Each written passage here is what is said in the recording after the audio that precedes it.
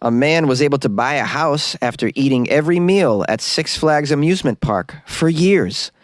Buzzards have overtaken a town with their acid vomit and toxic feces, and a hiker was lost for well over a day and ignored rescuers' calls because didn't recognize the number.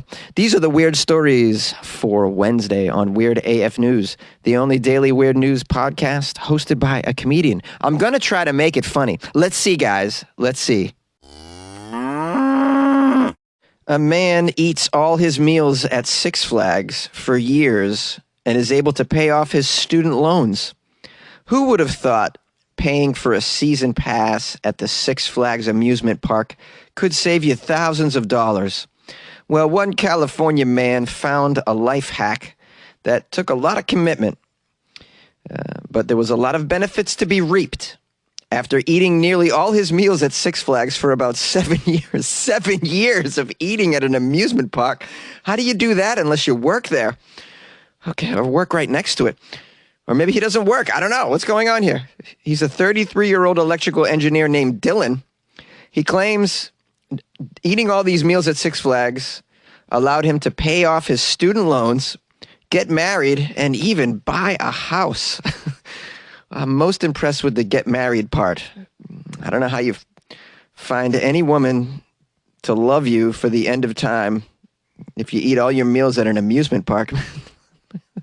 Hey, I'd like to take you out to dinner, honey, at a Six Flags again. This guy, I assume he met her at the park. Maybe she runs one of the coasters. Clearly, I'm serious. I'm very impressed with this man, Dylan. Okay, let's get down to the numbers. I want to know how he saved all this money. Apparently, it costs $150 a year to do this, Dylan claims. Because for $150, you get an unlimited year-round pass to Six Flags, which includes parking and 2 meals a day as well. I didn't know they gave you meals as well. This is a very good deal, by the way. There's a Six Flags sort of near me. I would get this deal. The 2 meals, it's very unlike most amusement parks when you get their annual pass to give you any free food at all. Yeah, parking. Okay, got it. 2 free meals a day? That's outstanding. No wonder why. $150 a year. Okay, this makes sense now. Now, Dylan told the media, if you time it right, man, you could eat both lunch and dinner there every day. If you time it right. Yeah, I guess you could. Let's get some more history of this Dylan. He started his journey in 2014. On the first day of his internship, he noticed the roller coasters of Six Flags Magic Mountain in Valencia from the windows of his new office. Oh, that's the one that's near me. Valencia, California. Now, it didn't hurt that Dylan also had a love for roller coasters, but he noticed the added bonus of eating his meals at the park when deciding on which annual pass to get. Considering his office was just a 5-minute drive away from the theme park, getting the pass that included the food was a no-brainer. Here's a quote from Dylan. That entire first year, man, I don't think I ever went to the grocery store. I timed it so I was able to get there during my lunch break, go back to work, then stop by for dinner on my way home. Hey! But let's be real, Six Flags' carnival-inspired fare didn't make it easy for Dylan. Well, you know, the first year, man, the Six Flags menu was a kind of lame. All you could get was a burger and fries or a pizza and breadsticks. Or, man, they had a sandwich there. It was very pathetic. They also had refillable sodas, which I like. Now, of course, it wasn't healthy at all, and that was pretty rough. Yeah, for $150 a year, Dylan, you get diabetes. So as time went on, Dylan slowed down the frequency of how often he was getting his meals at the park. Well, you know, then my wife moved in, and I stopped doing the dinners there and the weekends as well, since she's not as big into roller coasters as I am. She's probably not into also living off breadsticks and Mountain Dew, Dylan. At the same time, the menu at Six Flags began to expand and got healthier, even featured a few vegan options. Dylan says at one point, the annual pass began to include a snack along with the 2 meals. Dylan says that's when it got a little dangerous.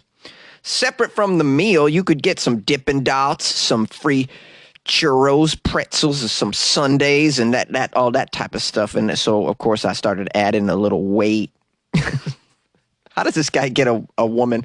It's Unbelievable. Get crafty. I can't get a date. This guy's this guy's mowing on churros every day at Six Flags, and somehow, the woman lives with him, marries him.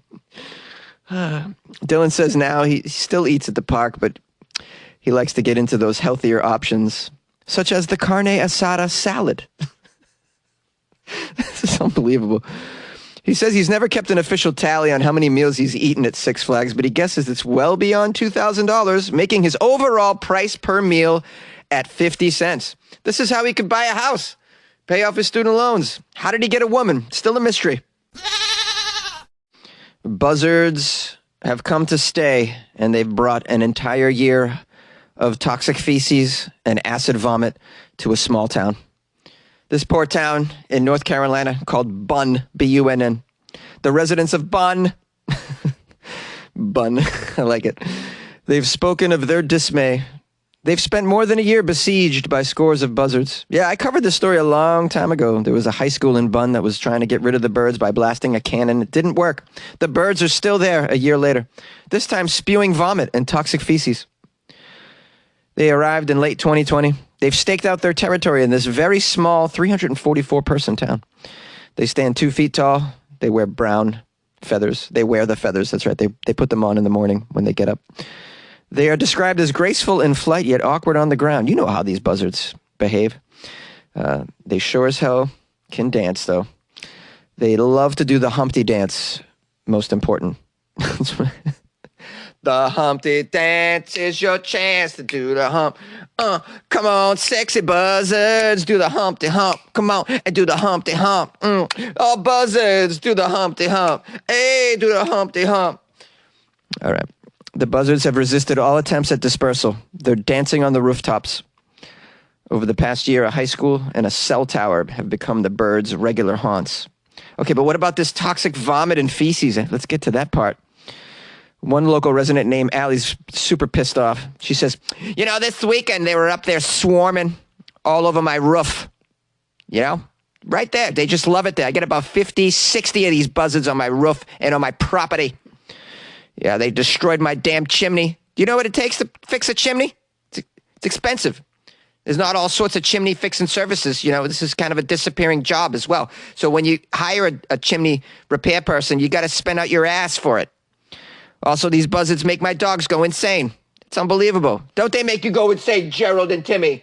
It sure do. Don't worry, guys. I'll protect you from the toxic vomit.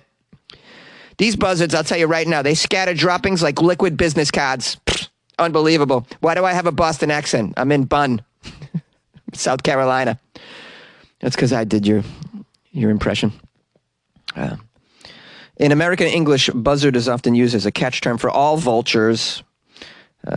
These birds that are in Bunn are turkey vultures and black vultures. It's a combo platter. Both of them, unfortunately, protected species. So you can't just get out there and shoot them down, because that's my first idea, right? Just get out there and shoot them down. Just get out there. Allie, protect your rooftop. But no, you cannot do that. Here's a quote from the local police chief. He's not pleased. Yeah, I go by and I blow my horn at them. That's what I do. That was my approach. It worked for a while, but then, you know, they came back. Efforts to disperse the buzzards have been complicated by the birds' tendency to vomit when roused. Oh, now we're in the vomit part. Okay, let's find out what's with this vomit and toxic feces. It's acid vomit, by the way, but did you guys know that all vomit is acidic because it's the acids from your stomach? So it's all. Anyways, that's what I know about stomach acid. Why do I know so much about stomach acid? Because I have had acid reflux. I've studied this shit. So vomiting allows these buzzards to take flight much faster, according to Kathy, a local naturalist. Some people report this vomiting as intentional, projectile vomiting at approaching people or other creatures, but it actually is a means of escape for the vultures. The distraction and lessened stomach weight allows them to get away quickly. Wow. All right. They're just puking everywhere.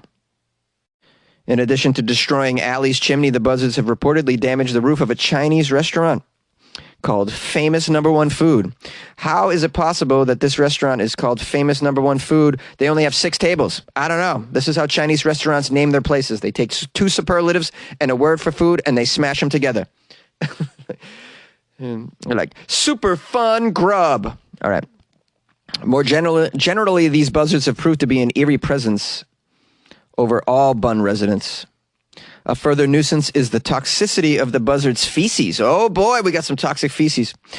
Here's a quote from that naturalist. Because of the quality and quantity of food their digestive systems handle, strong stomach acids are very necessary, and that makes their expulsions very acidic. It can strip the paint from a car and anything else covered in paint in no time, even your damn house. Oh, these poor people in Bun. A year of buzzards. Well, guys, you can move out. It's something you can do. Come to LA, get a tent. You can just pick a spot on the sidewalk. Everybody else is doing it. You like podcasts? You're listening to my podcast. Maybe you thought to yourself, I'd like to make a podcast. Too difficult. No, not with Anchor. Anchor has free creation tools that allow you to record and edit your podcast from your phone or your computer. Anchor distributes your podcast to Apple, Spotify, Stitcher, and more. They have advertising integration, so you can even make a little money off your podcast. Everything you need to make a podcast in one place. Download the free Anchor app or go to anchor.fm to get started. And good luck with your podcast. Good luck with your creation. Good luck with your life, man. A hiker lost for 24 hours, ignored rescuers' calls because the hiker didn't recognize the number. A Colorado hiker who had wandered off the trail and got lost repeatedly ignored phone calls from rescuers and rescue teams because the phone number was unrecognizable. You're pretty dumb. It doesn't say whether this hiker is a man or a woman, nor do they give the name. It says this person started hiking Mount Elbert. You guys know Mount Elbert? Oh, it's a beautiful hike. I recommend it in the early morning in the fall. I know nothing about Mount Elbert. I'm just lying. So this occurred at 9 a.m. The hiker did not return by evening. So 5 rescue members searched for the hiker until the early morning of the following day, unsuccessfully. The missing hiker finally showed up at their place of lodging the following day. The search was called off. Okay. The hiker told the rescue officials they had wandered off the trail around nightfall, couldn't find their way, spent the night searching for the trail, once located, bounced around onto different trails, trying to locate the proper trailhead, all while not recognizing that the rescue team was out looking for them. The rescue team says the subject, quote, ignored repeated phone calls because they simply didn't recognize the number. The rescue team has now left other hikers with some advice. All right, if you're overdue, according to your itinerary, and you start getting repeated phone calls from an unknown number, just answer the damn phone. This is a rescue team trying to get your ass. So answer a phone, all right? What do you think this is? That's the end of the story. It is pretty funny that someone did not pick. I'm in an emergency situation. Who could be calling me? Oh no, it's that company that keeps calling me to tell me my car warranty is expired. Or it could be people trying to save your life. It could be that. Oh, what's up, y'all? You made it to the outro. You get a cookie. I wish I could give you a cookie.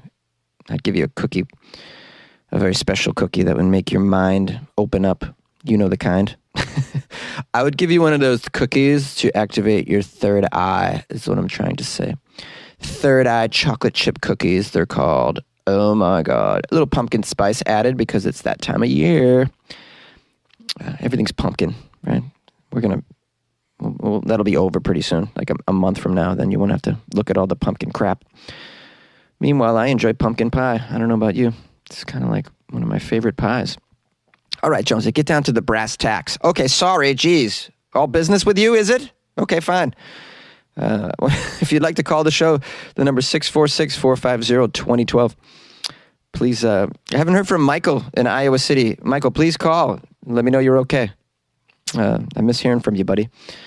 And also, if you'd like to send me articles, I love that. You can send them to my email, funnyjones@gmail.com. Cha-ching! That's how you do it. And then follow me on the Instagram, @funnyjones. That's a way to keep up with what's going on. Maybe you want to see a photo of my Halloween costume this weekend. So just go on there. I haven't bought it yet, but I got invited to a Halloween gathering, and I was told I have to wear something, so we'll have to figure this out. I haven't been invited to a Halloween party in a few years, so this will be huge for me. Yeah, I don't know. Again, I've when you get my age, you just don't get invited to all these Halloween parties anymore. It just doesn't happen as much. Anyways, looking forward to that. Got a show that night as well. I'm talking the 30th, not the 31st. Anyways, let me know what you guys got going on for Halloween. And I'd love to see photos of you in your costumes as well. So just as we lead up towards Halloween, if you happen to, I don't know, maybe you're going to put it on and do something else leading up to that. Just say, I'd love to see a photo. Just email me, funnyjones@gmail.com. So the weirder, the better. Oh, anybody got like a crazy, weird costume of some sort? I love that stuff. Something extravagant, you spent a lot of time making it in your kitchen. All right, you got the info. I love you very much. We'll see you tomorrow, okay?